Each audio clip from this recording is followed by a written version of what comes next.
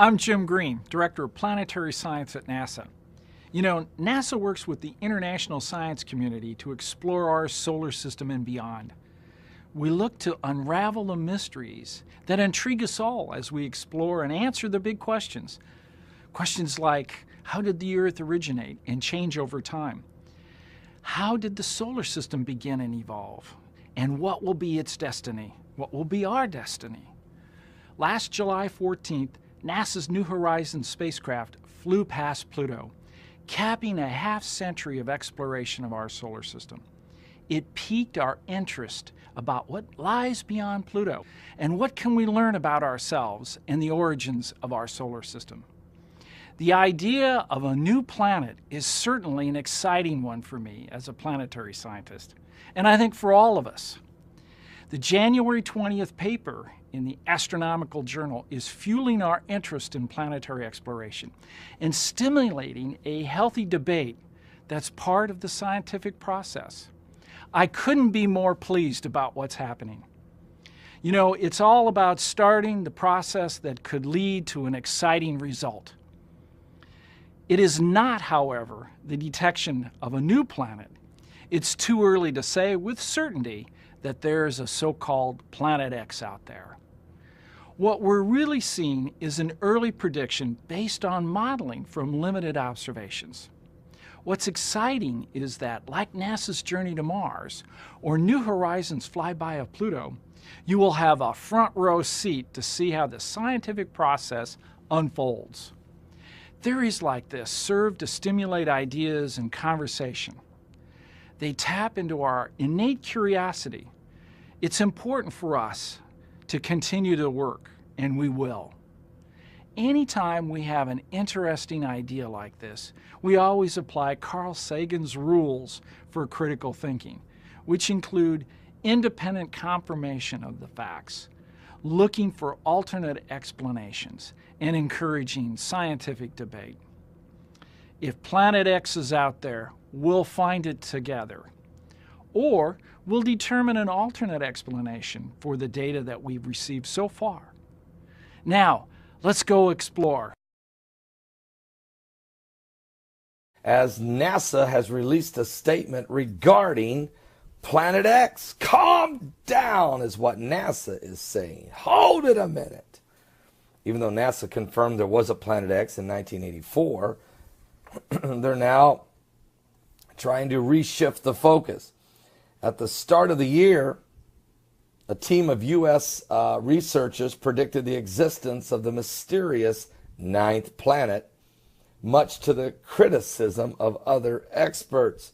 But a group of physicists in France then looked at their own models, along with the data from the Canassi spacecraft, to narrow down the search for the giant stellar body known as Planet X, or Nibiru. All right. Now, NASA's scientists have dismissed claims that an unexplained object is tugging on the spacecraft, and added that even if it did, the tugs would not be caused by a planet. Now, researchers involved have told Mail Online the NASA scientists are incorrect in their dismissal of the paper. Matter of fact, the unknown world, dubbed Planet 9 by some, Planet X by others, Nibiru, also Planet 7X, they're all others. It's thought to be about 10 times more massive than the Earth and the furthest planet from the Sun, but its exact location still unknown. Why do we think it's there if no one can see it other than NASA in 1984? And NASA set up a team of scientists for 7 years. Then they quit talking about it in 1992 when the lead scientist died. Yet I have spoken to those that worked on what was known as the Nibiru project in intelligence of space intelligence for the United States of America. Believe me, they know it's out there. As a matter of fact, why did NASA spend billions of dollars upgrading the Hubble telescope and other observatories around the world, including the South Pole? And why did the Vatican spend millions of dollars also with the telescope in Arizona named Lucifer looking for this planet or watching this planet, as well as other things going on in space. Well, NASA scientists have now said the spacecraft is not experiencing unexplained deviations in its orbit. Although reports a few days ago it was by NASA. Now NASA says, no, it's not. We're talking about that probe that goes around Saturn. All right?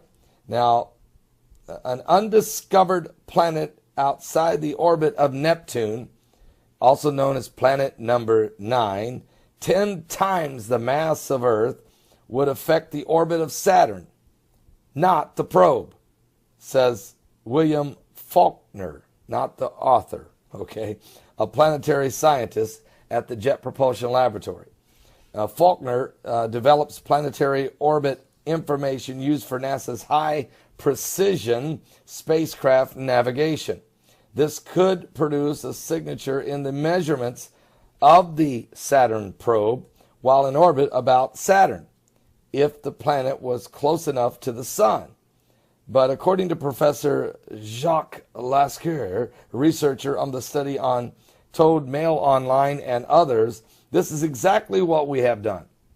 We have simulated the presence of planet 9 and looked to the induced effect on the Earth-Saturn distance as measured by the Saturn probe.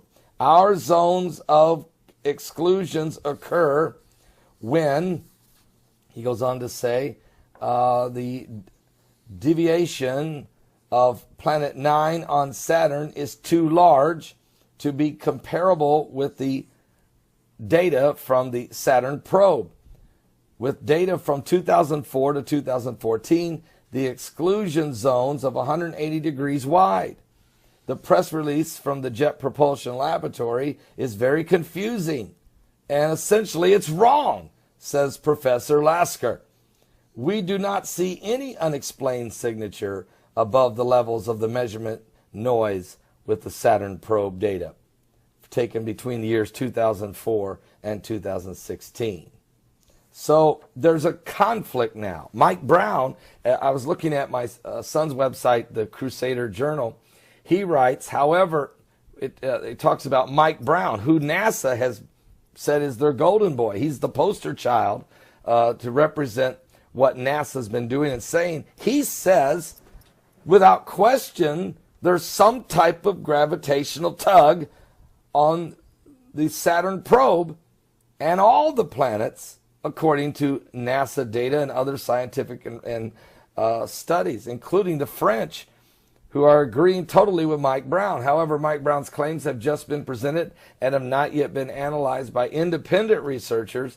NASA, however, did release a statement regarding the claims made by Mike Brown regarding their Saturn probe spacecraft. NASA has completely dismissed these claims, saying that there is no gravitational tug occurring on the Saturn probe. NASA also states that if there was a sudden gravitational tug happening to the probe spacecraft, it does not mean that it is a planet or Planet 9 or Planet X. So NASA is sending so many confusing messages. But that's not the first time, guys. Remember asteroid TX68? I had BP Earthwatch on my show about a month ago or so, and he showed us, and I seen it with my own eyes because I watch the earthquakes and asteroids on a daily basis, and they literally changed how close TX68 was going to go by the Earth 4 times. They changed the distance of it 4 times. I mean, are you serious? And the date that it would go by, they changed it from March 5th to March 8th to March 7th to March 5th to March 7th. 4 times. On the same chart, everything else was consistent, but TX68, they changed its distance to the Earth anywhere from 3 million miles to 9,000 miles. And they just kept doing this, 4 different distances, 4 different dates, keeping us always in the dark. Here's the one thing they never would do. They never would put together for us the fact that we had a cluster of asteroids coming ahead of asteroid TX68 and a cluster that's come in behind it, all of which are near-miss objects of the Earth. NASA now is starting to play this same shell game as it relates to Nibiru or Planet X. So, again, they call it Planet X, Nibiru, Planet 9. Pluto was once a planet, so Pluto was Planet 9. Then they said Pluto's no longer a planet. Now they're saying, well, maybe it is a planet. This is all a shell game to keep everyone guessing. The problem is the astronomers, the French observators, the Vatican, a lot of the guys, the scientists up on the observatories up in Chile who say they saw it. They said in December they saw Planet X. They reported it. The reports that NASA had already told us they'd seen it in 1984.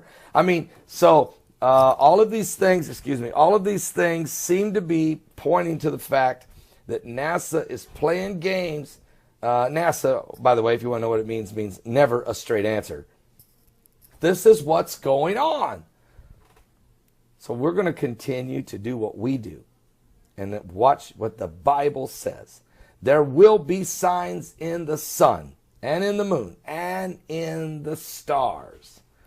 There will be distress of nations with perplexity, the sea and the waves roaring, and men's hearts will fail them for fear, for looking after those things that are coming on the earth. Men will die of heart attacks because of what they start to understand is coming on the earth.